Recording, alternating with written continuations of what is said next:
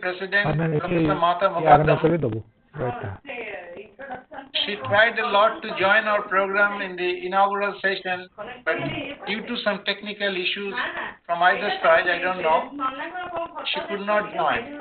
So finally, she has accepted our invitation to join as chief guest in the closing ceremony. So we expect her to be there and address you on behalf of the society. So please be with us in the valedictory session. And it is scheduled at 8:15 p.m. tomorrow. This is already showing up in our website, so it is for your information. So hopefully by tomorrow evening we'll have one wonderful closing ceremony, closing session. So anyway, so our today's evening session will be concluded by the last talk by our very dear friend,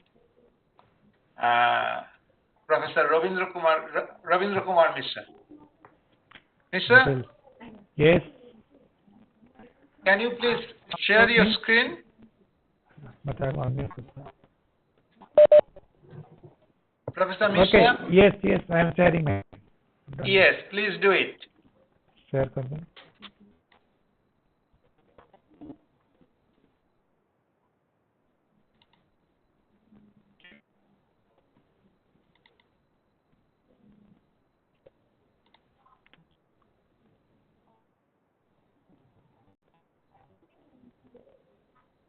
Yes, it is showing up.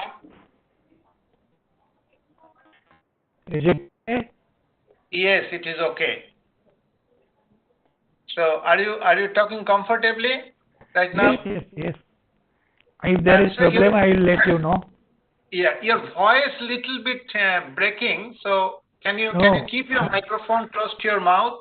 No, there is the internet issue. It's the internet issue. Yes. So don't open your video. No need. Yes, video. Okay. I'll close the video. So I'm taking a minute just for one quick introduction. Okay. So here it is now today, Professor Ravindra Kumar Mishra. So commonly he is called R.K. Mishra, a very close friend of mine and many of us. At present he is with Electronic Science and Technology Department of Berhampur University at Odisha. His research interests include planar antenna signal processing, soft computing application in antennas, and 21st century electromagnetics.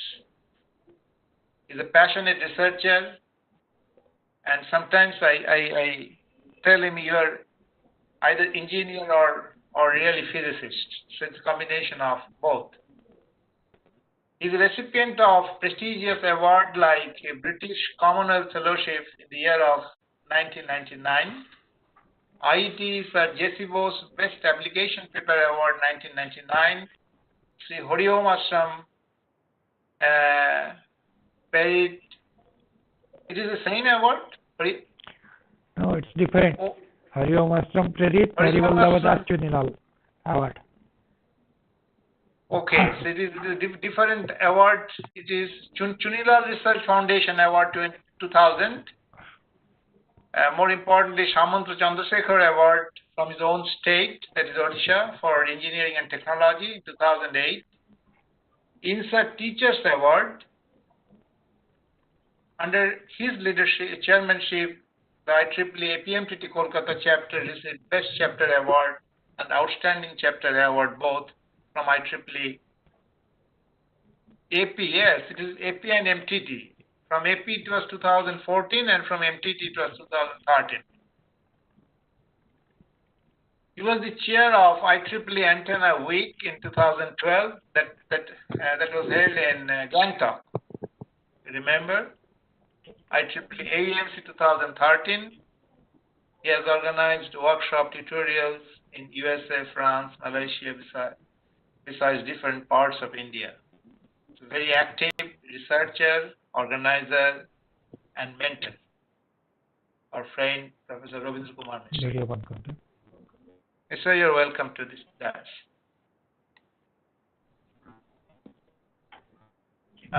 Your screen. Yes. Your screen. Please share your Yes. screen.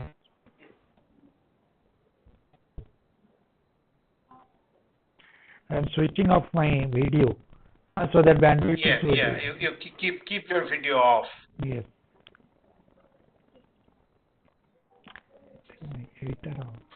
WebEx And there is some issue in your voice also. Your voice is breaking. Audio issue. is there. Audio issue. I'm trying to set it right. Yeah, please do it. Don't worry, do comfortably. We are waiting.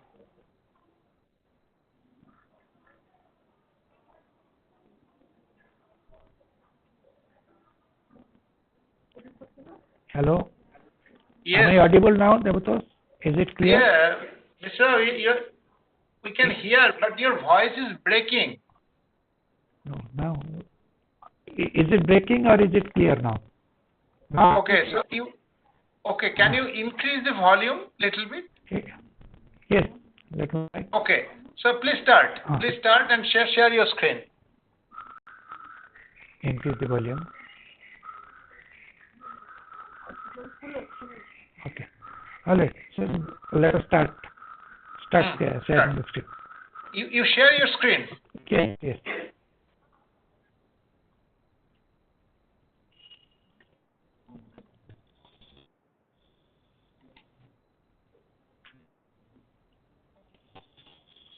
Yeah, it is showing up slowly. Yeah, now we start, please. Can you set full screen?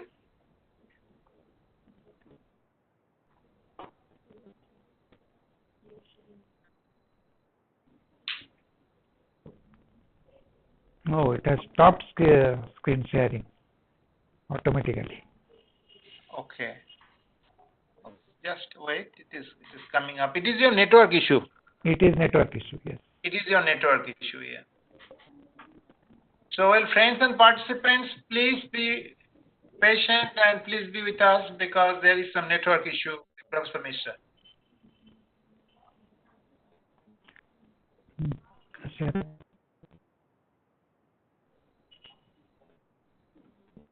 Yes. Okay. And yes, good evening, start. everybody. Thank you, Devtos, for inviting me to INCAP 2020. This is my first participation after its inception. I could not attend the first two editions, unfortunately. Okay. What I am going to do is, I have chosen a topic, structuring EM waves, concepts, theory and examples. Maybe I will deviate slightly from it. What I will do is, I will give an account of the state of art, and some that will include some of our work also, but mostly it will be an account of state of art and related theory or concept. So my topics that I am going to, why it is not coming? I don't know what is happening with WebEx. WebEx is giving some problem. It's not changing. Okay. Is the slide visible, Devatos? I cannot see my slide here. No, it is not visible. It is not visible. I cannot see it. No, it's not coming.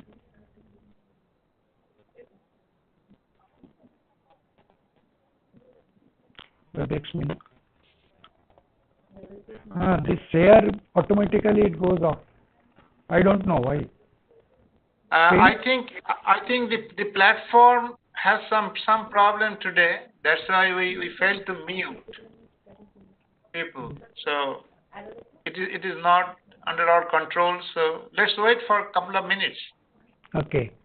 Otherwise it is automatically becoming on share. You try. You continue. Let's see. It is not under our control. Now? Yes, it is. Yeah, okay. It is there. It is there. No problem. Okay. So let me start. Yeah. So the topics that I am going to take up are concepts and history, progress and opportunities, and examples of what we do at Varampur University or in this part of the country. They will not be in any particular order. I will jump from one to other like a monkey. So that I will do throughout the presentation. So let me start with a topic which is or a title, Difficulties of Maxwell's Theory. This is actually I have taken it from the booklet on Maxwell's commemoration in 1999. This was given by Freeman Dyson. I hope many of us know him.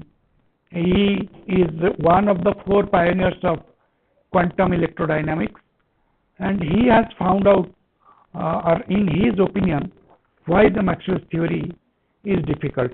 He says that there are two layers in the Maxwell's theory.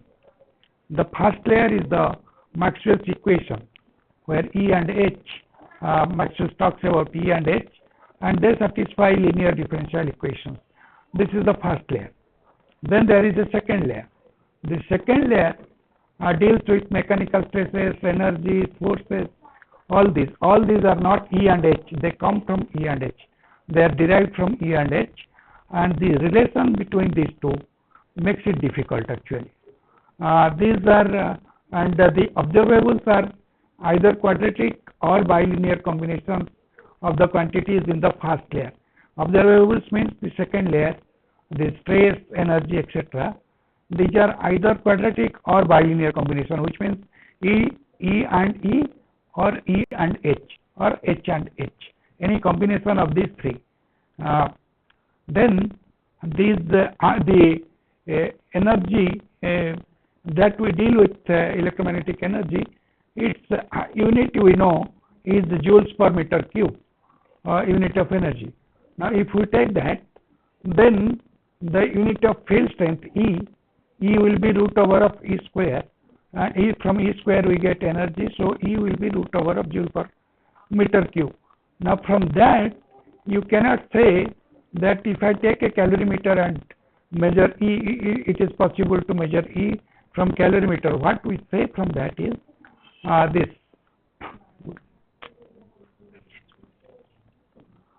This does not mean that electric field strength is an abstract quantity, incommensurable with any quantities that you can measure directly. This means that E cannot be measured directly. Formally, E and H are indirectly observable, or you can say informally, E and H are directly observable. You cannot observe E and H directly, we can observe them indirectly. Now, based on this, we say, or people say that the basis of functional radio, today the radio that we use, the basis of functional radio is physical observables, and E and H are not physical observables. Therefore, there is a difficulty in understanding Maxwell's theory. So people find it difficult to understand Maxwell's theory because of this, precisely because of this. E and H are not directly observable. Formally, they are not directly observable, whereas the basis of radio is based on physical observables. So with this introduction, since we started with Maxwell, let us see what is the effect of Maxwell on the field of science and technology. We have seen Maxwell's equation. I am not going to Maxwell's equation. I am going to tell you what is the effect. The effect is before Maxwell,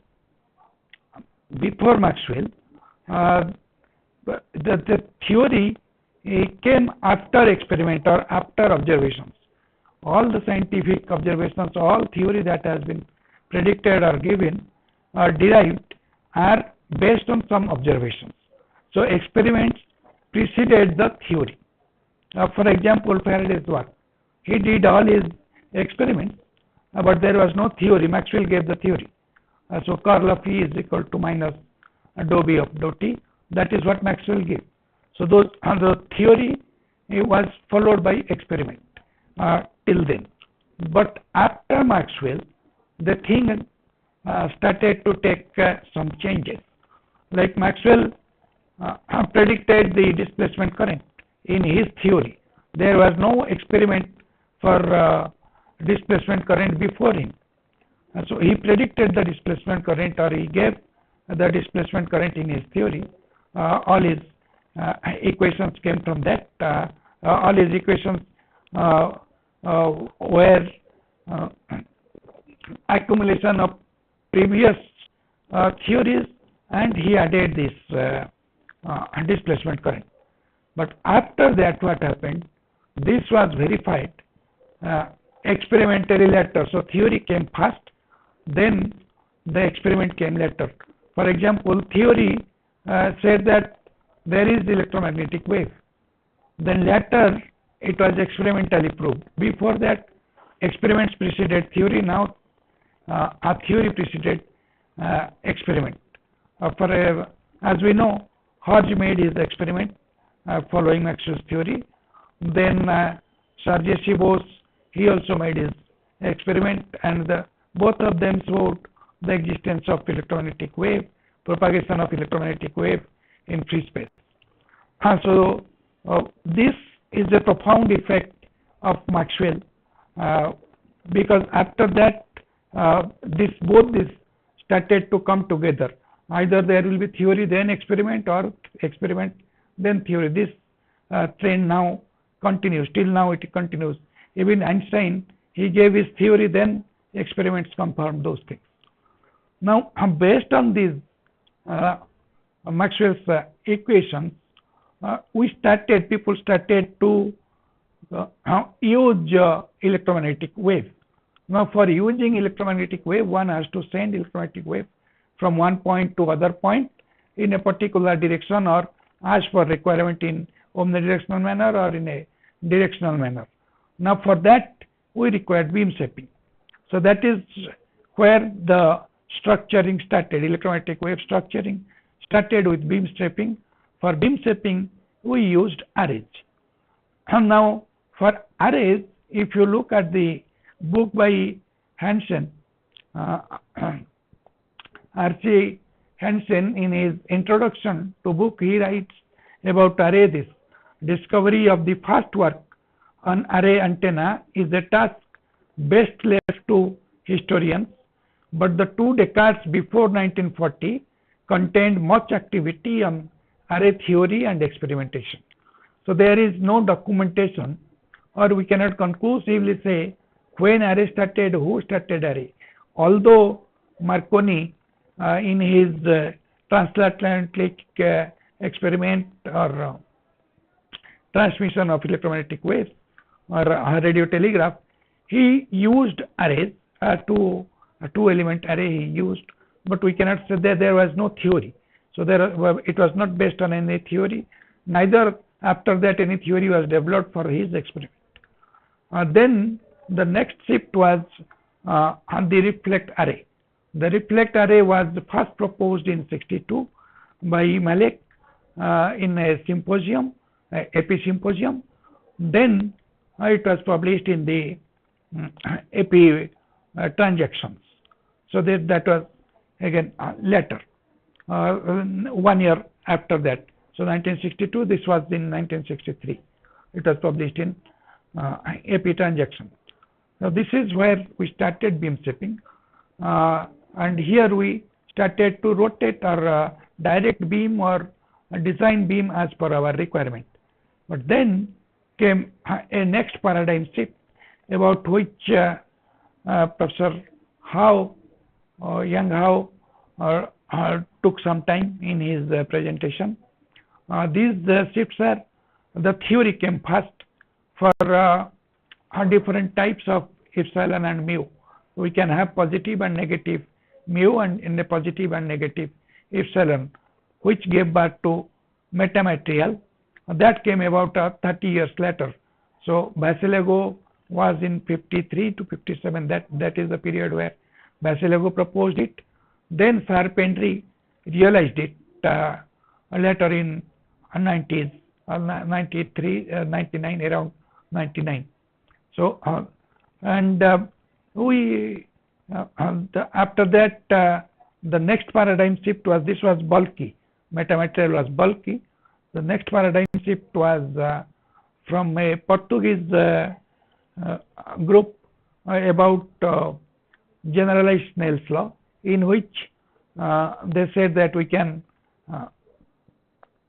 control the reflection and refraction angles irrespective of the incident angle.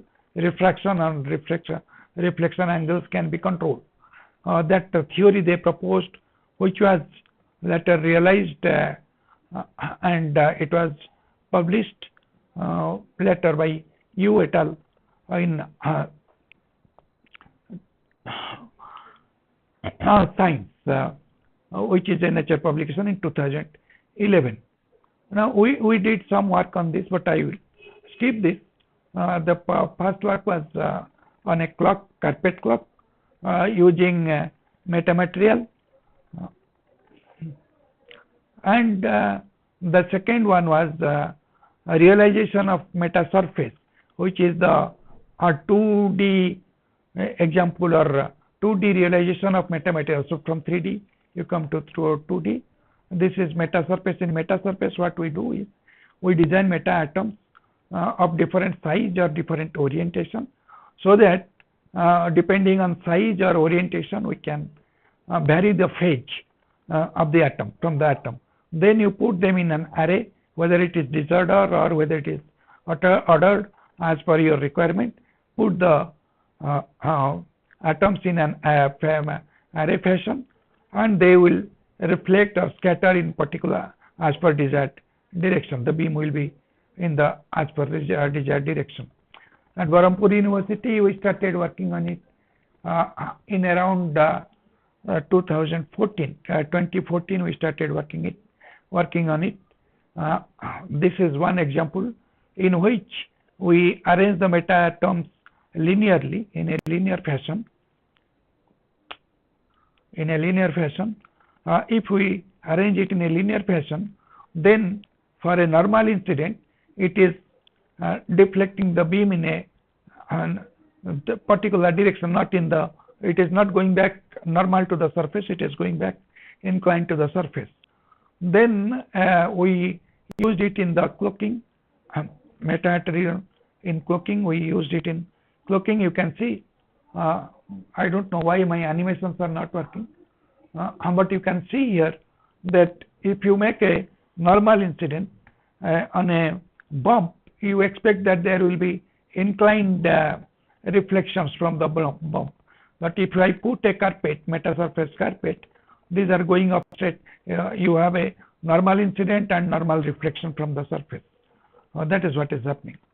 Then how we adopted a quantization method for designing the meta atoms for the surface.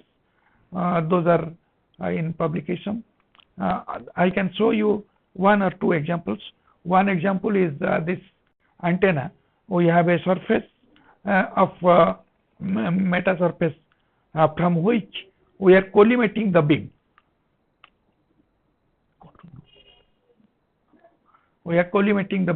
Now we can see that from all sides it is collimating to one direction. So using this, you can increase the gain of the antenna. We increase the gain of the antenna. We have a publication on circular polarization. So gain is increased, then we put a circular polarizer above that. So the output is circular CP with high gain. Then the last one, which is on the right side bottom and above that, that shows that we have a surface and we illuminate it with a microstrip antenna.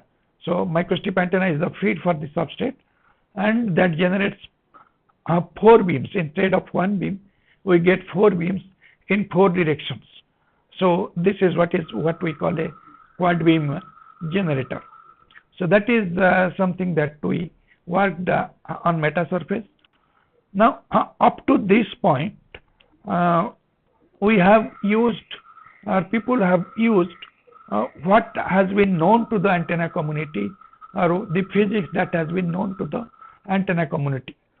Now, let me come to this part, the basis of electromagnetic antennas, as I call it, what we have explored and what is yet to be explored, or what remains unexplored. So, under this, let me start with saying that the antenna itself is a electromechanical system.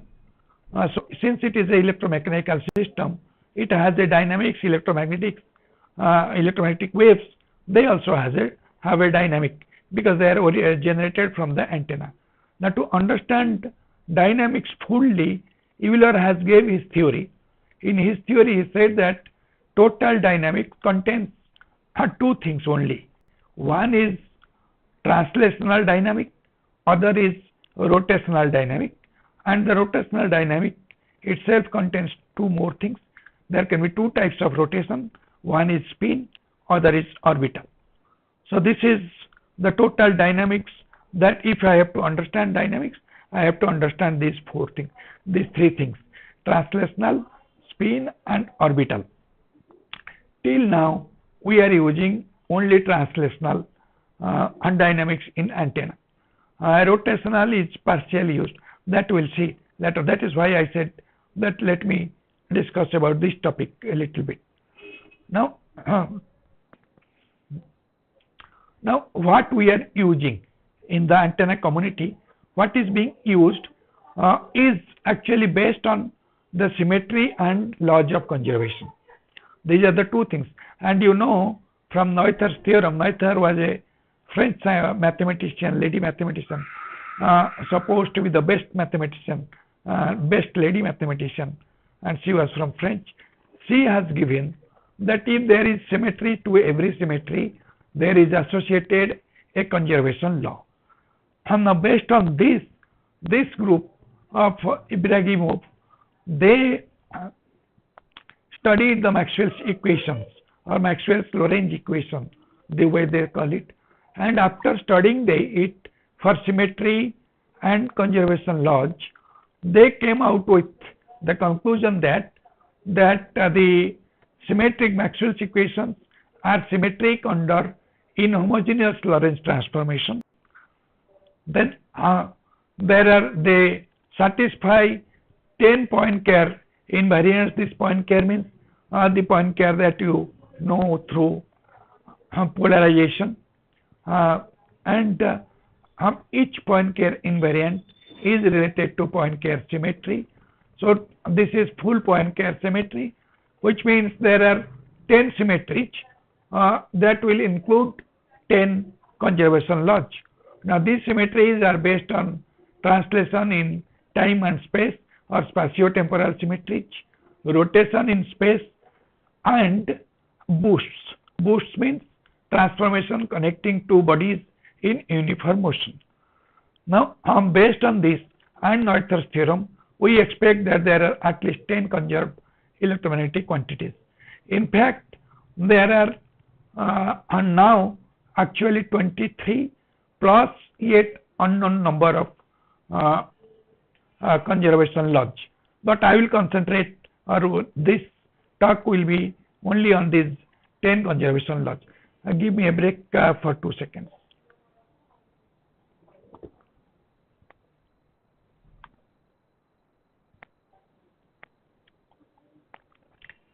So let me start with the 3 unutilized EM conservation laws. When I say unutilized, it means unutilized by this community, antenna AP community, antenna propagation community.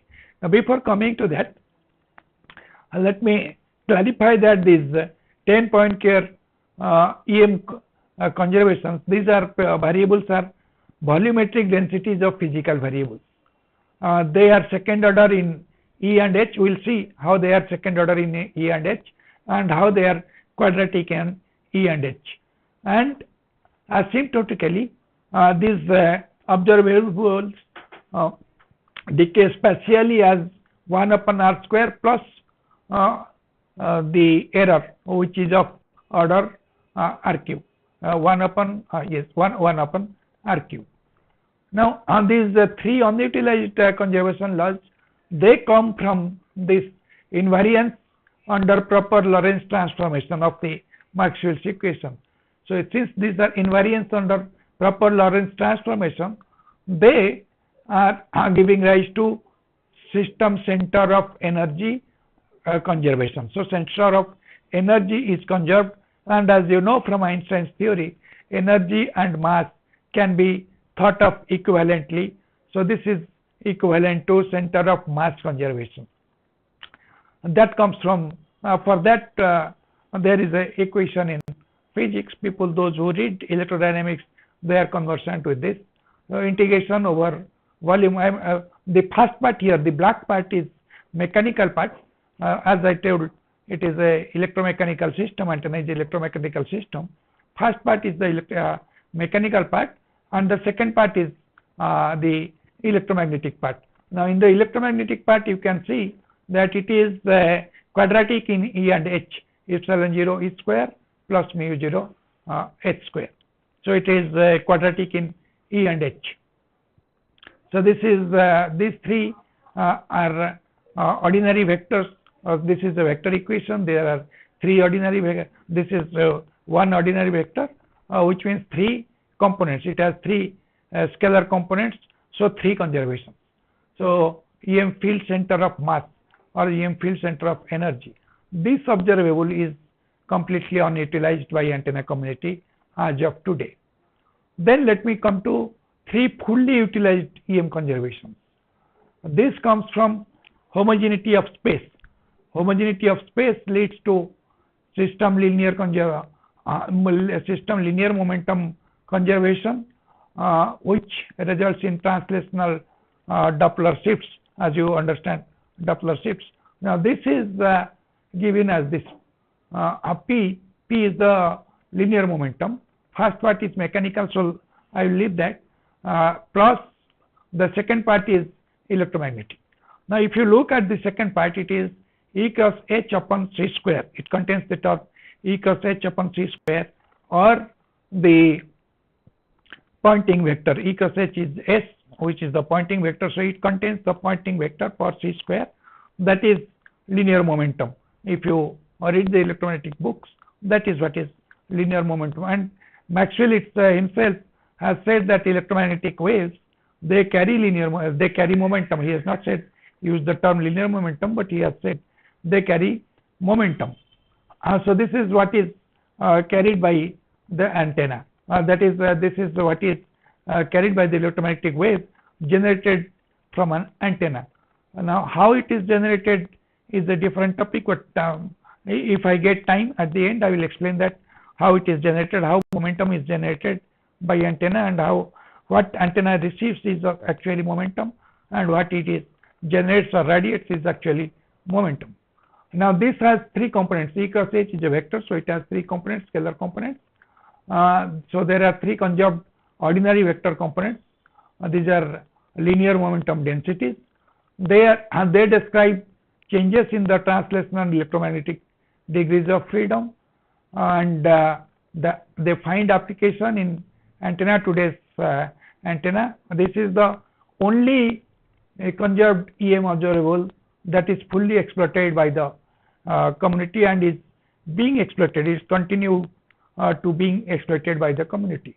Otherwise it is also used by optical people in fiber optics communication, other communications they also use this, but antenna community has used it to its full capacity to my knowledge. Then there are three underutilized EM conservations. They come from spatial isotropy, isotropy of space, that leads to system angular momentum conservation, which results in azimuthal Doppler shift. If I get time, we will discuss about that at the end. This is given by this equation. What is here done is, for the electromagnetic part, you see that we are multiplying E cross B, the Poynting vector, by R. Now you can say that if we are multiplying Poynting vector by r in the far field, r cross E cross B is equal to 0, so there will be no conservation. But in fact, if you consider only the far field, then there will be no conservation. But for this, one has to consider the near field or the total field. For a dipole, you know, electric field has r component and theta component, and magnetic field has h component. So you can say r cross r cap plus theta cap cross phi cap. Now if you look at that, that will give you theta cap. Ultimately it will give you theta cap.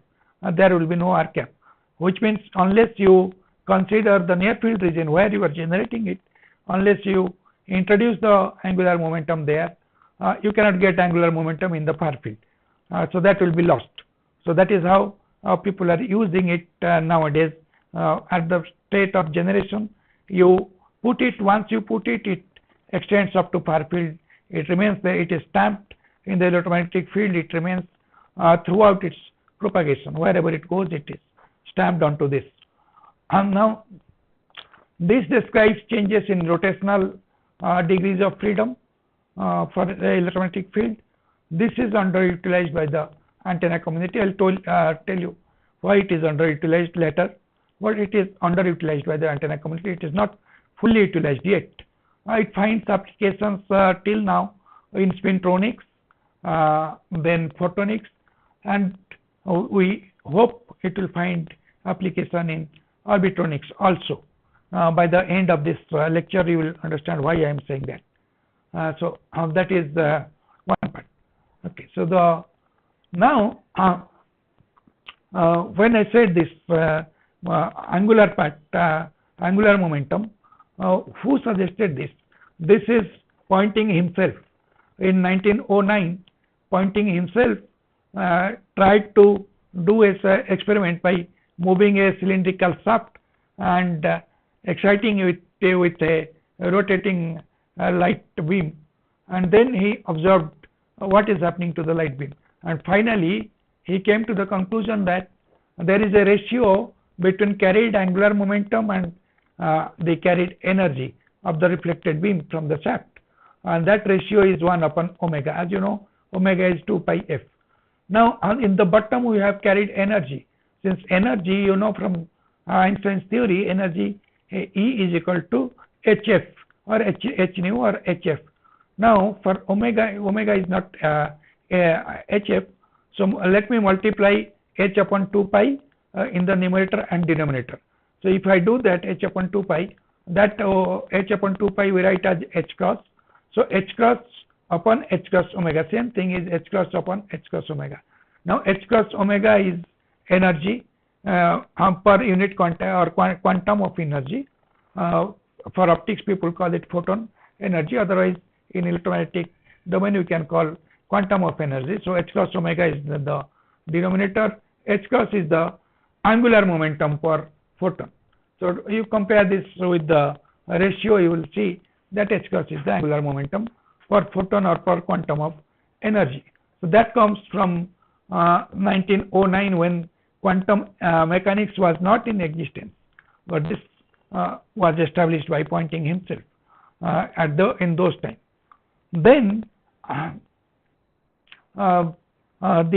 let us consider angular momentum. This group, Van Enck and Nijhuis group, this group have worked or have done seminal work on angular momentum, and they found out that there are two types of angular momentum.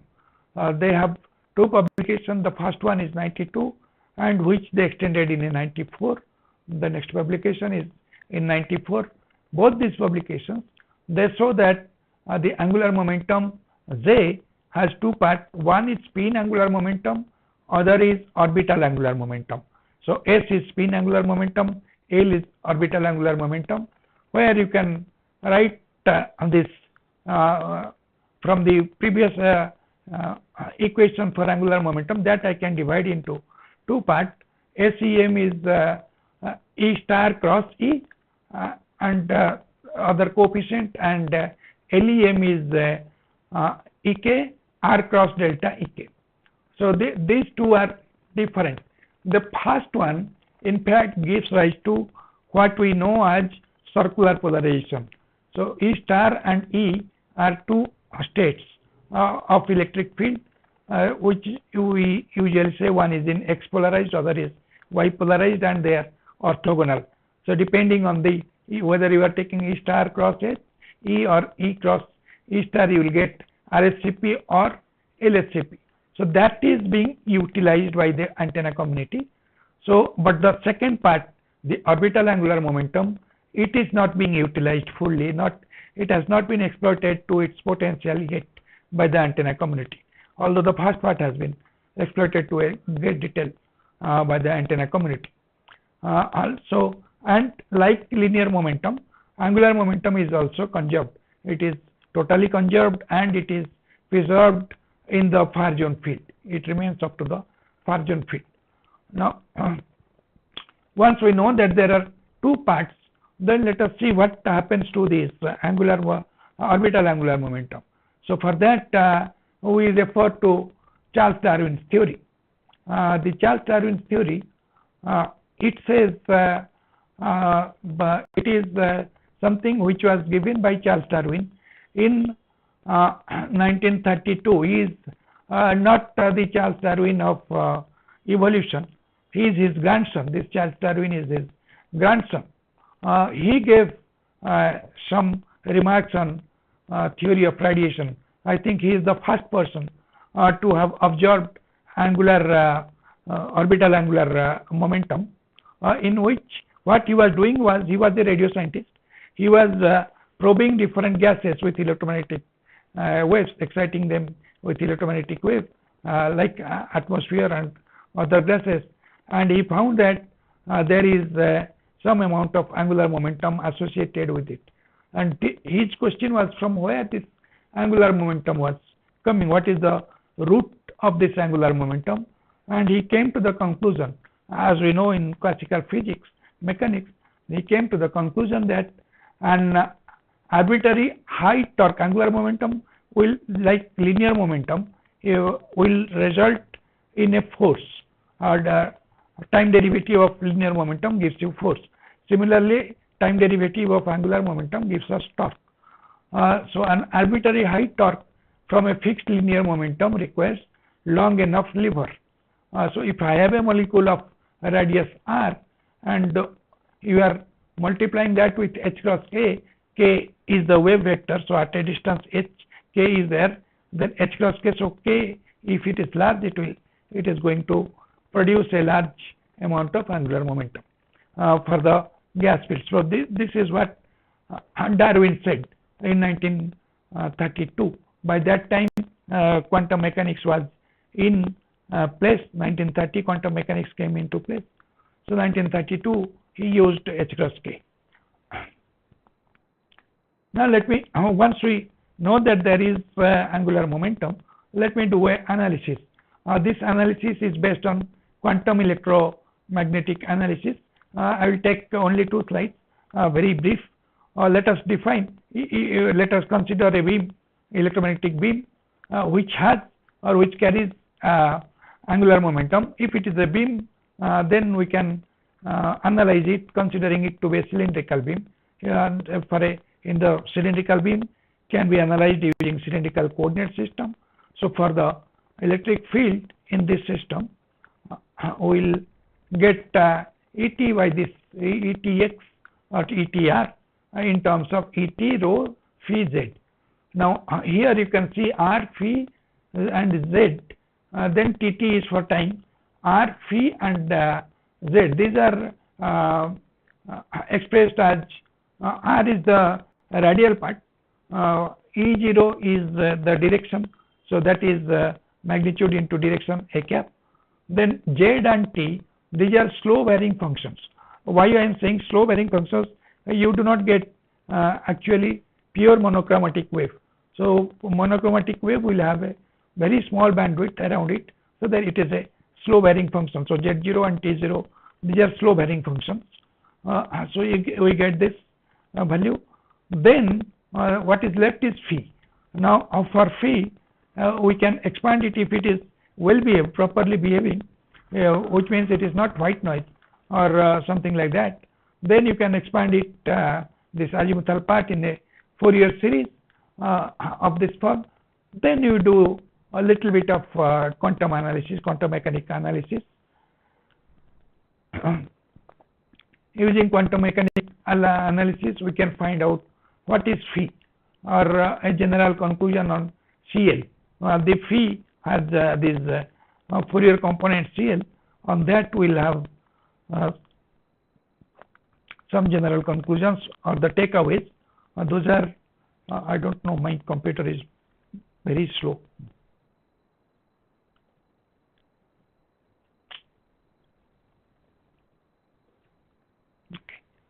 It says that orbital angular momentum contains weighted superposition of its z component Asian modes. That comes from that Fourier series, and then this is the expression for that. Then next.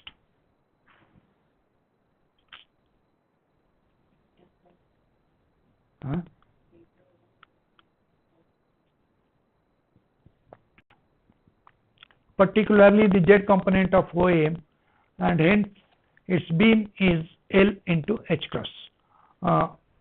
Okay, this slide we can skip.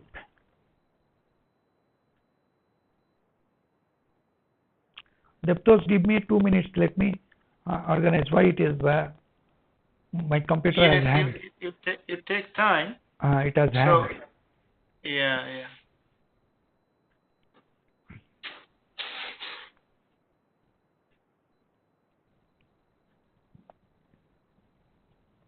How many slides left? I am above, I think, another 10 or 12 slides. I will skip some of them. I will skip. Don't worry. Yes. So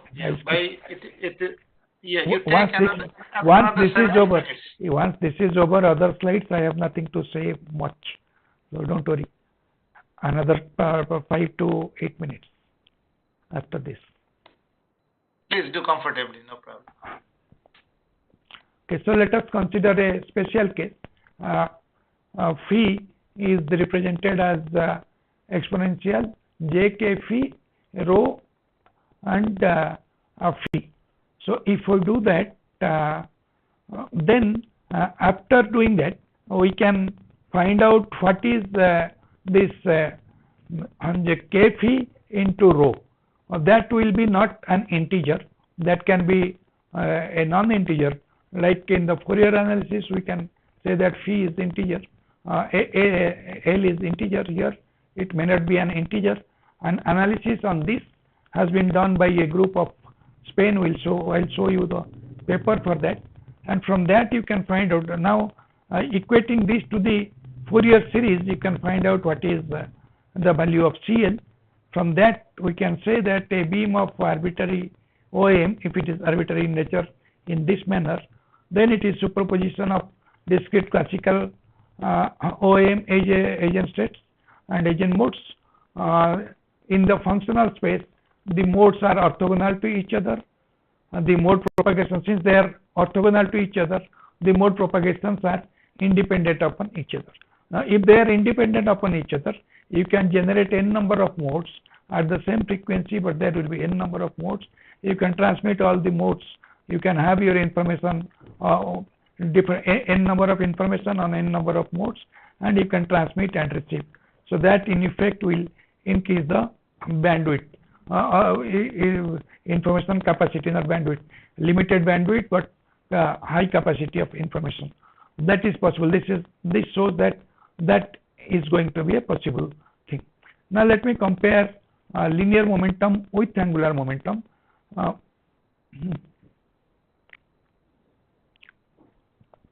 Now only difference between these two is the major difference, not the only difference. The major difference is in terms of the usual phase factor. For linear momentum, it is exponential j kz minus omega t. For angular momentum, you have kz plus L phi minus omega t.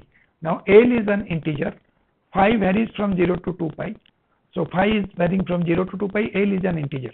So L is equal to 1, it will be 2 pi, variation up to 2 pi, L is equal to 2, variation up to 4 pi, L is equal to -1, variation up to -2 pi. So this way it will keep on varying. Other things you can see easily in definition, I don't want to go to it. SI units are different, so they are not same quantity, they are different quantity. Law of conservation is different. So let me stop here for the comparison. Then I will come to the last conservation. We have seen 3 conservation laws. The last conservation is comes from time homogeneity, where the system energy is conserved. This is coming from the Poynting theorem directly. So this is now look at this equation. This gives you the energy. The electromagnetic energy is given by this equation. This is, since it is energy, it is a scalar quantity. So we have one scalar quantity which is conserved. So 9. Before this we have seen 9. This one is the 10th one. So there are 10 out of 10. We are using this one and the linear momentum part, a part of angular momentum, and mass we are not using at all. Its application, this kinetic energy application, is particularly in on-off keying or on-off signaling. As you know, this came from the era of Marconi.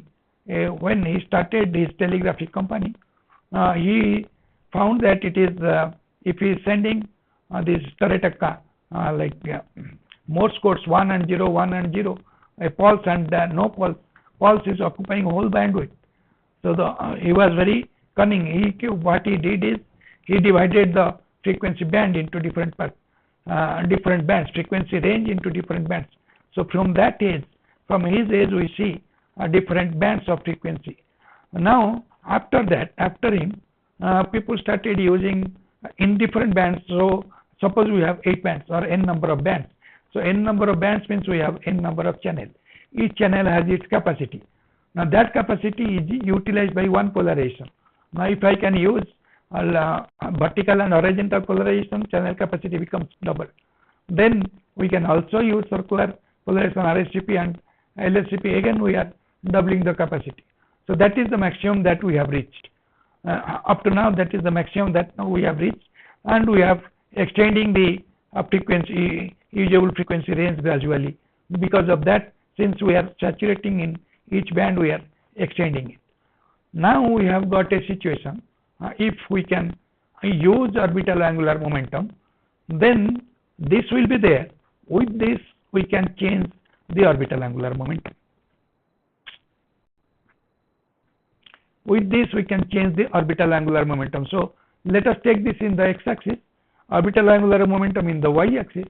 So you go to any of the frequency bins that we have.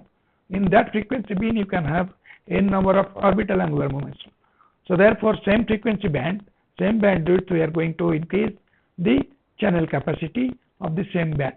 That is now possible if we can use orbital angular momentum properly. Now after saying this, let me tell something more about orbital angular momentum.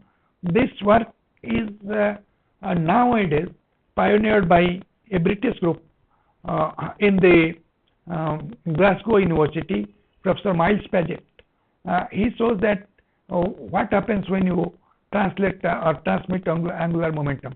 The top figure shows that top figure here in the left corner, that shows a circular polarized light wave. Now it is propagating. When circular polarized light wave propagating, the phase front is circular, right? And the difference between two consecutive phase front is lambda by 2. The moment we add phase L phi to that phase, that does not remain anymore circular. It is twisted. So the phase front is no more circular, it is twisted or skewed. So what happens here actually is, in the first case you see that the propagation vector is along the S vector or Poynting vector. Propagation direction and Poynting vector, they coincide, and we know Poynting vector is always a straight line for this thing, for the first part. For the second part we had no idea. Now if you look at the second part, phase front is skewed. Therefore, the Poynting vector is skewed. It is no more along the direction of propagation. It is skewed. It is that you can see in the bottom picture that shows on the, if I take a circular cross section, one cross section, circular cross section, what will the Poynting vector direction? So that is not along the direction of propagation, and particularly the Poynting vector is no more a straight line. You can see, I'll show you one expanded view, but before that, how the fields are distributed. Now let us take a delta t is equal to 0. The upper one shows for the circular polarization, CP polarization. At delta t is equal to 0, they are in a particular direction. Everything is in a particular direction, but at a particular time. But the moment you come to the second one, the bottom one, it is spatially distributed in different directions. Similarly, if I increase it by delta t is equal to t by 4, capital T by 4, or lambda by 2, after lambda by 2, after a phase difference of pi by 2, then I get, for circular polarization, it will be rotated by 90 degree, and this will be like a circulating wave. So this will be the field distribution. Here I show you the Poynting vector. It is no more a straight line. It is curved. Poynting vector is no more a straight line. It is skewed. It is curved. So with this, let me come to something which I call a mischance. Now you see the modes, the OM modes. OM L is equal to 0 mode. You can see that at the center is the maximum. Then as I keep on increasing, the center is minimum. So there is a darkness in the center, but phase rotation is 2 pi. In the first case, phase is constant. In the other case, you can see that phase rotation is 2 pi. What is happening here? Why this is happening, or what is happening here? This was discovered, not discovered by this group. This group, the Berry and the Nye group, they were glaciologists. Basically, you know, Berry phage, that came from Berry. Is that person, Professor Michael Berry, and they were trying to measure the thickness of ice using radio waves. So they will transmit radio wave, it gets reflected from the ice, bottom of the ice, and they were measuring that. Now while doing that, they found that there are places where there is nothing, and complete blankness, no return wave. Now what was the reason? They could not find out what is the reason, so they came back to their lab. They simulated the same thing using aluminum foil as the ground or the ice, and they found that there are points where there is no return back of electromagnetic wave, but around those points the phase of the returning electromagnetic wave are varying from 0 to 2 pi or 0 to 4 pi, like that. So they say that this is the reason for dislocation of the train, wave trains, and the point from which it is going out, the phase is coming out from one point. So it is coming out in all possible directions, in all possible phases. Every direction is giving one phase. For example, if I ask you, if I ask you what is the time at the North Pole right now, what is the time at North Pole? You know what is the time in India, you know what is time in Japan, UK, USA, but what is the time in North Pole? North Pole has no time. All time merged into North Pole, so North Pole has no time. South Pole has no time. Similarly, these centers, these black points, all phase merge there, so it has no phase. So this is absolute blackness, absolutely no presence of any field. Electromagnetic field will not be present at the center. That is the reason why this happened, and they missed the chance. They didn't know very if you could have related it to angular momentum or orbital angular momentum, he could have said, this is orbital angular momentum, but he could not say that. So great people also missed some chances. Then after that, the experimental demonstration came in 1992 by Les Allen. They used a cylindrical lens instead of a spherical lens, and found that using a cylindrical lens they can get or generate orbital angular momentum from a beam of light. Then we see how it will be generated. As I told you that it has to, the variation is L phi variation is 0 to 2 pi. So if we can vary it 0 to 2 pi, could we change code? If we can vary it from 0 to 2 pi, you can use a phase plate to vary it from 0 to 2 pi. We can use a phase plate, and the thickness is such that you arrange the thickness such that the path reference, as you know, path reference and phase difference are related. Phase difference is 2 pi by lambda path difference. So total phase difference will be 2 pi. So arrange that way. That is called a spiral phase plate. If you use a spiral phase plate, depending on how many 2 pi variations you are doing, you will get the proper OM. You can generate the OM. This is one of the ways of generating OM in optical domain. Go to the next slide. Again, the derivation I think we have to skip because of the time. Okay, so this is about optics. Now in radio, the first, I think the first paper in radio is in 2007. This is by a group of people led by Bothide of Uppsala University. They found that to generate or to vary this variation of phi is azimuthal thing. It varies, rotates from 0 to 2 pi, so it is a two-dimensional thing. They used one-dimensional antenna to receive or realize this two-dimensional thing.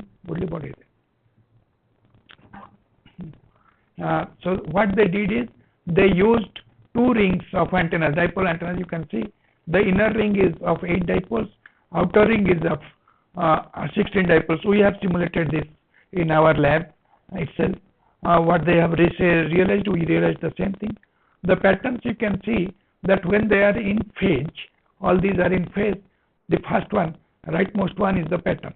But once we make the phase change, so 0 to 8 inner pattern is 2 pi, outer also varies by 2 pi. The pattern becomes the second one. You can see in the center of the second one there is a null. So there is a vertex, or there is a phase 0. That the 0 or the black spot that we saw. Now we have realized it in radio. You can realize it in radio. They have done it experimentally, but we have realized the same thing. We have realized using simulation. The second one is for 2 pi. L is equal to 2. This is L is equal to 1.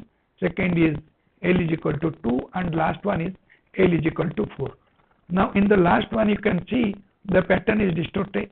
The reason for that is they are using up to 8 elements. Now 4 is 4 into 2 is 8 plus 1. That comes from the sampling theorem. So they require 9 elements. You require 9 elements at least to generate that. But with 4 elements, we cannot get that. Now to look at the field, now we can see the first element field is oriented properly as required. In the second element there is a gap in the between, and they are in 2 directions. So one is 0 to 2 pi, 0 to pi, other is pi to 2 pi. So they are in opposite direction. So that is continuing in all the 4 places. So we got this pattern. Now through antenna. Mr. Yes, I have another 2 slides. Okay. You go. Okay. So this is what is equivalent to a spiral plate. You can use it this antenna and tore it up like a spiral plate. For the phase difference has to be 2 lambda and 2 pi. So that's all.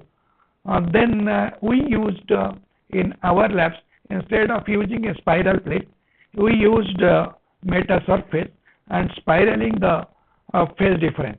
On the meta surface, the atoms are arranged in a manner that it is spiraled in the phase with a manner. You can see the simulation. It is spiraling, and center is 0. It is spiraling. So this came out as a paper. Then there is another paper in which we used Sierpinski carpet fatal pattern for distribution of the meta elements, and we realized the same thing. This is all L is equal to 1 mode. Now I thought of stopping here, but I added 2-3 slides. This one is a very interesting reading, so that is why I am showing this. You can read this and understand what is happening. Upper part is showing the experiments, and upper part is showing the theory, lower part is experiment. This is an experimental verification of angular momentum of and what is it with radio technique. This actually is going to open entirely a new paradigm for radar and radio communication protocols in future. This was published in 2011. Then I will stop after this one. This spiral interferometry, this is application examples.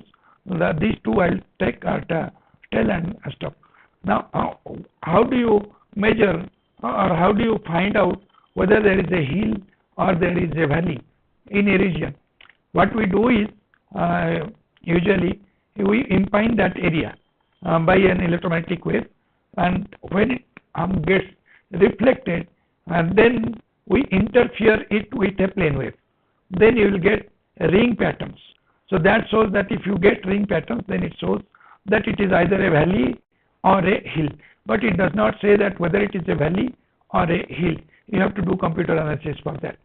Now what we can do is, or what people in optical domain are doing is, they are impining a optical wave, then for the return wave they are putting a spiral wave or this vortex wave. So once it interferes with the spiral wave, you will get spiral instead of circular beams, circular rings. You will get spiral rings. Now, if it is clockwise, it will give you whether it is a hill. Anti-clockwise will give you if it is a valley, depending on what is your original interfering wave. So that is a very good technique that is used in optical domain. We can adopt that in the radio domain in future. Other one is, suppose there is solar activity.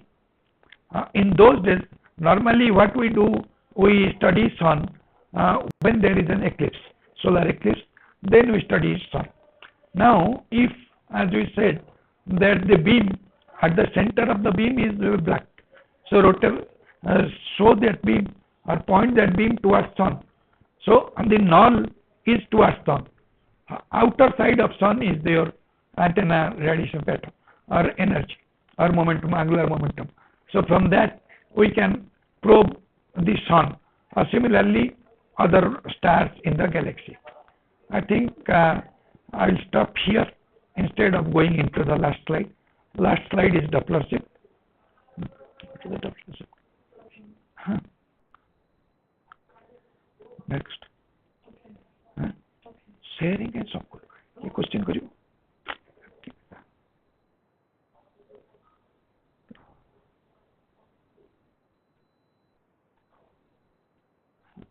Go to the next slide. Next.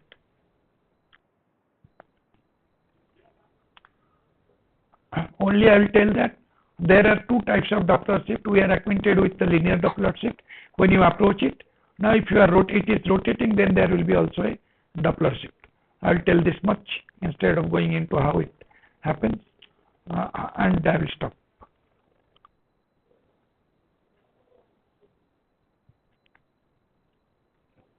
Now after this, let me tell you that in AP publications there are about 151. Today I was counting 151 publications. The first publication came in 2010, then it was for 2014. Concurrence publications were in first appearance were 16 and 17. So till now, from 2010 till now, there are about 151 publications by the AP Society. And let me conclude by thanking you all. Thanks to the chairman and executive committee members of INCAP, all the attendees, and overall the members of my research group who helped me in preparing this presentation. Thank you all. Great to hear Professor Mishra after a long interval. It's a wonderful speech, and you have covered many things mainly the physics and insight on several new techniques and your own work. And you have taken pain. I have no specific question for you in the audience, but some appreciation and one general request I'm seeing from the participants. They are trying the material slide for the study in the future. Okay, I will send you the slides now. Once I switch it up, I will send you the slides. That's not a problem. No, I'm trying to tell a different thing. Okay. That we need to take permission from the speakers, and then we'll try to share in different forms, and we'll let you know. Okay. All right. And the participants, please try to keep your eyes on our conference website page. Proper announcement, proper links will be given over there, and anyone can go and download. Okay. If anybody wants to contact me, they can contact me. If anybody is interested in this area, personally it is possible to every speaker. So at this moment, there is no specific question for you, Professor Mishra. Yes. So for today is a long day, although there is one intermediate interval. So again, we'll be meeting at sharp at 9:30 tomorrow, and tomorrow our program is basically for some special sessions. So we have different industry and academia experts, and they will be talking on their hands-on practical experiences on different topics. So you're most welcome to join tomorrow at 9:30. Thank you. Okay. Good night. Thank you. Thank you. Good night. Good day.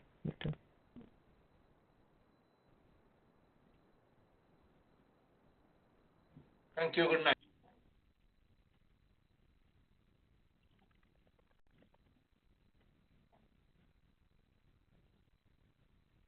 Thank you. Like, check if the second page or start the discussion started. Second page. Thank you.